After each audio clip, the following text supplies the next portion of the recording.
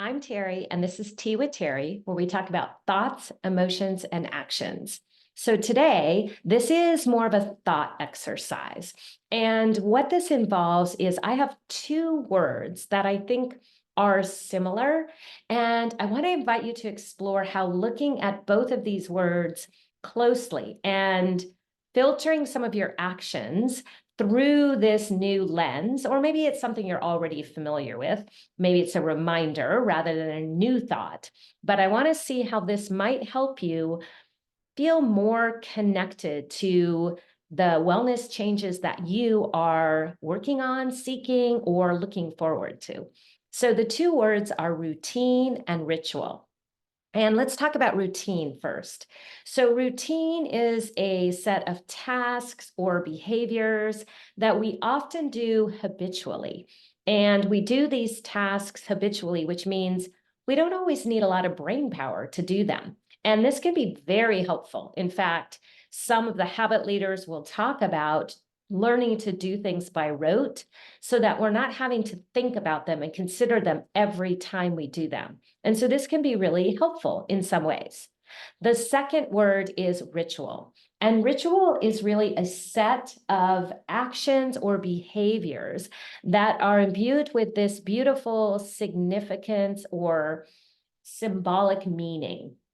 And so a ritual is also an action or behavior, just like a routine, but it looks different because we go a little deeper when we build in ritual. And here's what I want you to consider. So often when we're looking to make changes to feel better, to change a habit that isn't serving us, to level up in this beautiful life, we tend to think that putting routines in place is the ticket. This is going to make the difference. And so I want us to explore that because one way I think we can explore it is to look at the way that alcohol often shows up. So, certainly in my own life, when I was drinking and over drinking, I had a pattern, a routine of coming home from work and, like relaxing for a little bit, but then very soon after coming home from work, I would pour that glass of wine or fix that first cocktail. And that's because it was part of the routine. And we often think about the ways that habits can serve us or they can create bad habits. Now, the other way to look at this is like our morning routine. So many of us are thinking that we're going to have this beautiful morning routine where perhaps we exercise and meditate and have a healthy breakfast and do some gratitude journaling. And that can be all very positive. But when we are doing it as part of a routine, sometimes it can lose some of the significance of it. And we simply do things to check them off the list. And we don't go as deep or create as much meaning and impact as we could. And sometimes I think this can lead to overwhelm.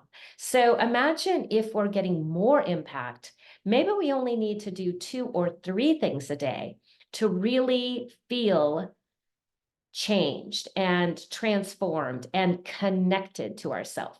Whereas if we're doing a routine and we're sort of mindlessly going through the list, we might think we may not feel a change until we've done six or seven things. So let's think about ritual in terms of preparing that drink after work and also coming into our morning routine. So let's imagine in our morning routine, instead of having like tasks, we actually take two or three of these activities and we create a ritual.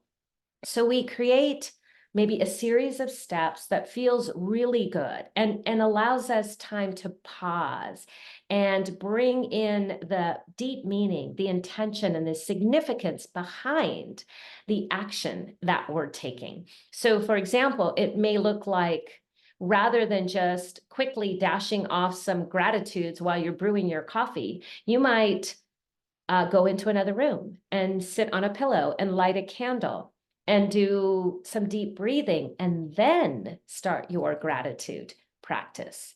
So while we may not get as much done as we would in a routine, I think we can go deeper when we bring in ritual. And imagine for your evening drink, having a yummy, delicious adult beverage at the end of the day, having some transition time from work or your daily routine into evening. If we bring ritual into that, we can allow a time where we're really focused on what do I need? How do I feel? What do I want to honor about this part of the day? As I close out this part of the day, how can I bring ritual into the next part of the day? Maybe your family's coming home. Maybe you're um, going to now spend time with your pets, or you have closed your computer for the day, no more work. We can bring ritual into this space, and we can really allow that preparing a mocktail or a cup of tea can bring so much more significance and intention into honoring ourself and being with ourself.